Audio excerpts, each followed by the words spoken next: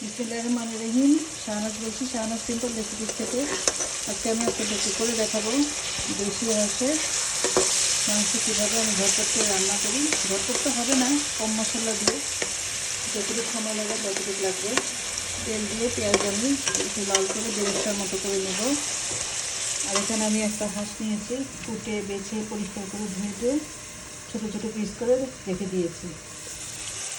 আমার মশলাটা কষানো হোক, পেঁয়াজটা একটু লাল হোক, তারপর মশলা দেবো, আপনাদের সাথে শেয়ার করবো পুরোটা। দিয়ে আসছে আমার পেঁয়াজটা একটু লাল লাল হয়ে এসেছে। এখন আমি এর মধ্যে দিয়ে দিব, প্রথমে দিব লবণ পরিমাণ মতো, পরে যদি আবার লাগে তখন দিব।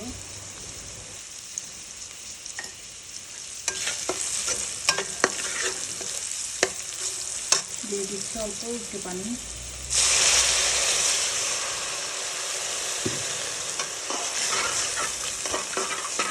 এখন দিয়ে দেবো একে একে সব মশলা। প্রথমে দিচ্ছি জিরা বাটা,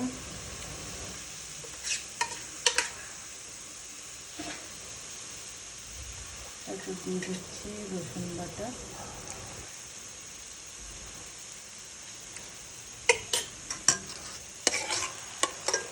রসুনের জিরাটা একটু রসুন জিরা পেঁয়াজ দেবেন, একটু কষিয়ে নিই, তারপর আবার বাকি মশলাগুলো দিব।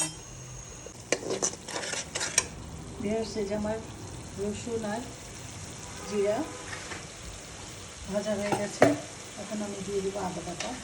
সুন্দর একটা গন্ধ বেরোচ্ছে রসুন আর জিরা ভাজা।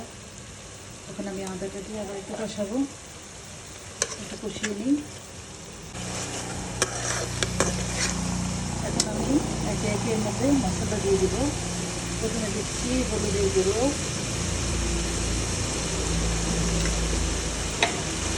তারপরে দিয়ে দিচ্ছি মরিচের গুঁড়ো। মরিচের গুঁড়োটা একটু বেশি দিব, ঝালটা একটু স্পাইসি হলে ভালো লাগে। এখন দিয়ে দিচ্ছি ধনিয়ার গুঁড়ো।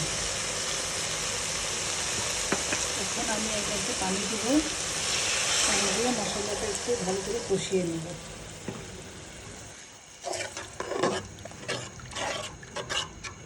মশলাটা আবার একটু কষানো হোক, আবার আপনাদের সাথে 5 মিনিট পরে শেয়ার করছি।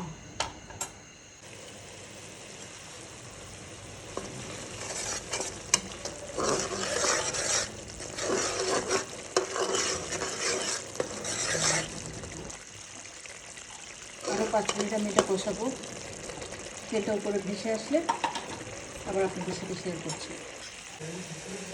দেখুন আমার মশলাটা খুব সুন্দর করে কষানো হয়ে গেছে। এখন আমি এর মধ্যে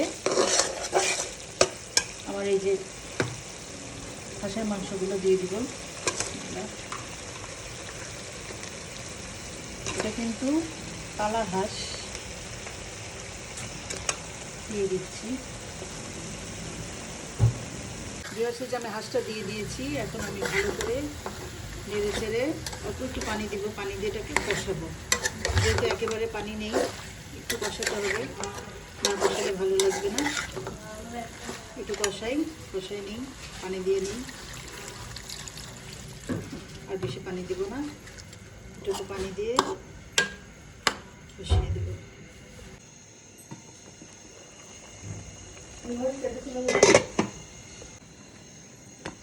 কিছুক্ষণ পর পর এটা একটু নেড়ে চেড়ে দিতে হবে। আমি আবার এটাকে একটু নেড়ে চেড়ে দিই।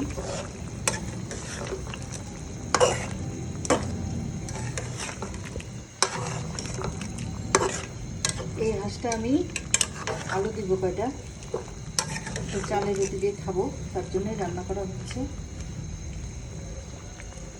আমি আপনাদের সাথে শেয়ার করব আমার চালের রুটি আর হাঁসের মাংস দিয়ে কেমন লাগে। এখন এটা আবার ঢেকে দিই, অনেকক্ষণ ধরে কষাতে হবে। সাইডে আবার চলে আসলাম।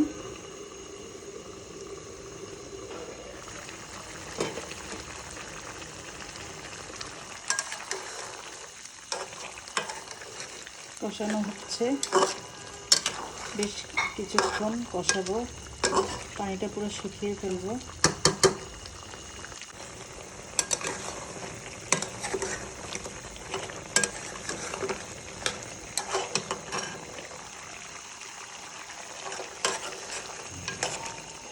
এর মধ্যে আমি গরম মশলা বাটা দিয়ে দিব। এলাচি, দারচিনি, লং, গোলমরিচ, শাহজিরা সব বাটা আছে।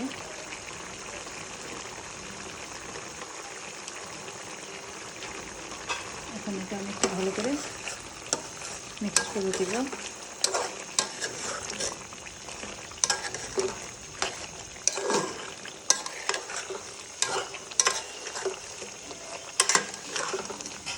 এটা ভালো করে একটু কষানো হোক। আবার 5 মিনিট পরে আমি আবার নাড়া দিয়ে দেব। এখন ঢেকে দিচ্ছি।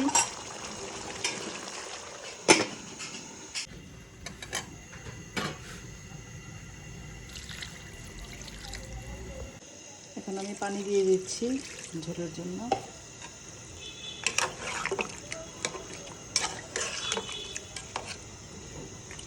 একটু পানি লাগবে, পানি দিয়ে দিলাম। এখন আমি এটাকে আস্তে আস্তে করে সিদ্ধ করব, প্রায় আধা ঘন্টার মতো। আবার আপনাদের সাথে শেয়ার করব। ভিউয়ার্স, এই যে দেখুন আমার হাঁসের মাংসের বলক এসেছে, আলু দেওয়া। এখন এটা আমি একটু নেড়ে চেড়ে ঢাকনা দিয়ে দেব। এটা প্রায় আধা ঘন্টার মতো থাকবে। আরও আধা ঘন্টা পরে আমি আপনাদের সাথে শেয়ার করছি।